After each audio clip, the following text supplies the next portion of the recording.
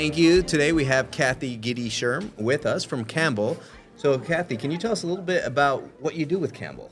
So I am the Consumer Care Operations Manager. So I manage the relationship with the outsourcer. Okay. I work a lot with the agent processes, the responses, making sure all of our processes are running and our consumers get what they're supposed to get. And what do you think is a bigger challenge, like setting the right processes in place or having the right partners to execute on those processes? I don't know if I'd pick one, because you can have really good processes, but if you don't have a partner willing to implement them, but you have to be hands-on with a partner. You know, that's one of the things I think people, when you look at the old outsourcing metric, BPO now, you can't just hand it over. Yeah. It has to be a partnership. You have to own it. You want those agents to feel like they're part of your organization, even though they're working for the outsourcer. So that's an interesting challenge.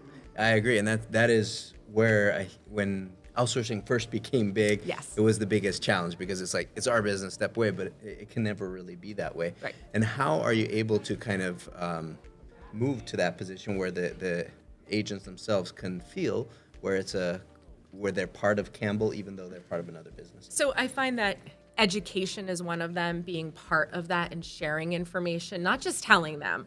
And what I've tried to do is, you can't take them off the phones. Yeah. So it's a challenge, but I do little vignettes like through Stream and say, here's a quick thing when you have time. I try to learn the agents' names, even though they're outsourcers. I know some of their positives and weaknesses. I'm part of the onboarding. And just having an ongoing feedback and dialogue that they're heard. Sometimes you just need to know that they're heard and they're not just take up a call, hang up, what's your handle time? Yeah. So the metrics, albeit though Yes, they are important, yes, you understand absolutely. the human side of the people. Want to feel a part of things. People, no matter what the job is, even if it's a job or it's a career, they still want to feel ownership and they like feedback. Like, just because it's not bad feedback doesn't mean they don't want to hear it. That's true. And that's one of the big challenges as well, because lots of times when you're coming to someone to give them negative feedback, if that's the only time you talk to them, Deer in headlights. Yeah, and it's so strong. So if you're doing like regular follow-ups, then when they meet with you, it's kind of like, oh, okay, we're just having our chat. Yeah, exactly. That's very cool. And then how is it that, like, are you on the same site with them, or there's multiple locations? No, I work remotely out of my home. Okay, that would be tough to have them all in your house. Yeah, I'm working on getting people out of my house, not bringing more in.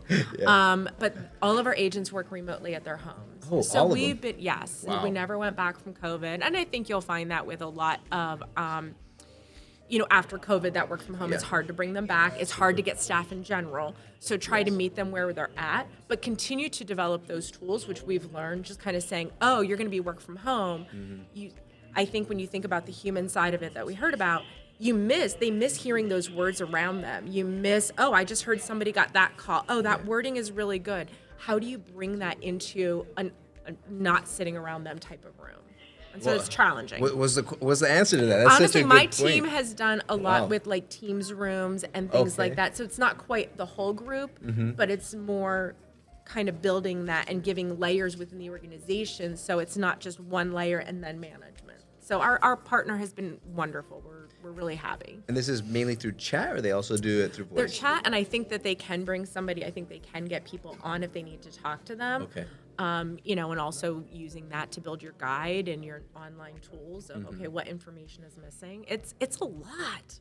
It is a lot. It's a lot, but we do it really well. That's awesome. That's very good. It's not just the thoughts, but actually the execution, which helps you succeed. And I like that a lot. And I agree. Like with some of the people that we've worked with on the remote side, it can always be a challenge to be like, you do miss that relationship where you got somebody, hey, I heard how you were saying that, maybe you can tweak it like this or that. People's even funny things, like we had one agent in the one world I worked in when it was on site.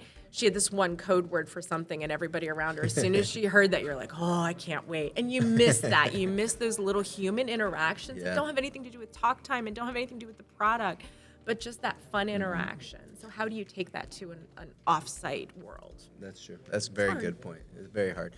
And with the transition of technology, so part of it, you've integrated a lot of tools in order to lead to success. How has that transition from focusing on the human side, serving the clients, to some automation integration? How much has your team moved in that direction or considered it? I don't think that we have some technology, but I don't think we're doing a lot with chat bots or things like that at this point. It's some internal tools, which I think we're still developing. I think it's a balance. I am, part of what makes consumer affairs special is we're getting so close to our consumers. That's part of it. And by putting in some of those layers, you're moving part of what makes us special, moving us further away from those people. So it's a balance. So I think we will be instituting some more, let the agents handle the high touch things and get some of those small touch things. But I think we're still moving there. But we're getting better. Every time we're finding new technologies, our partners are working, and I think we're getting there, slowly but surely. There's always room for opportunity. There's always room for growth. There's always something new. And you don't necessarily always want to be the first one, because if it goes wrong, then you take the heat. There are times where you kind of say, okay, I'm willing to charge the path. And the other one, it's like, I'm just going to sink back into the shrubs and see how it goes. But no, keep an eye on it. It's fun, and again, you can't really make too many wrong things. If you try something and it doesn't work, you've just learned one way not to do it. And that's okay. Yeah, 100%. Yeah. So if you had one of the agents that would come to you and say, hey, Cathy, can you give me some advice? Like, how can I be you in 5, 10 years, or whatever it is? What advice would you tell them? Be a curious cat. I am very curious. I am very learning everything, trying to understand why, but not forgetting the human side, not forgetting, answer a call with a smile, be curious, try new things, don't be afraid of failing. Small failings are not bad, because you learn. The most things I've learned, and this is what I've told people, I've learned from where I've gone wrong, and some of them are pretty funny, how I've gone wrong, and large challenges. But we, at Campbell's, we make soup and crackers. Like, it's okay. We're not in a medical field. It's okay to try, and just be curious. I'm ridiculously curious. I love that. And I mean, especially how you said those two go so well together, like soup and crackers, as, don't be afraid to make mistakes and be curious, because if you wait too long, you're absolutely right. There's people that wait too long. And they're like, I don't want to bother somebody. I don't want anything. And then when they do make the mistake, it's so critical or so big. Right. It's like you find out they're doing something. It's like, why were you doing that? Yeah. Well, I didn't know how to do it. Just come ask me. It's okay to ask. And for me to say, no, don't do it. At least I know there's a hole, there's a need. But if you don't tell me of the need, I can't help the need.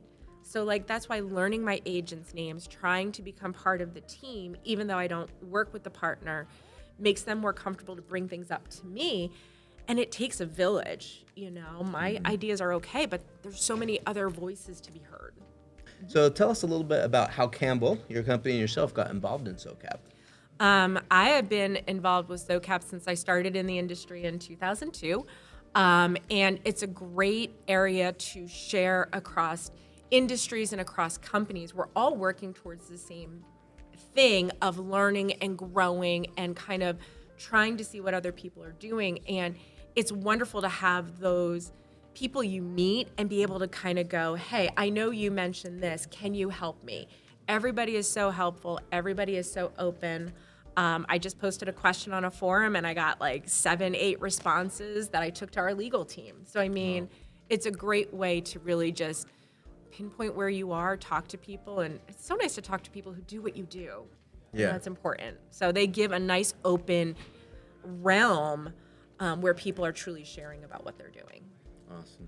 And if there's someone thinking about it, they have one foot in, one foot out, what would you say?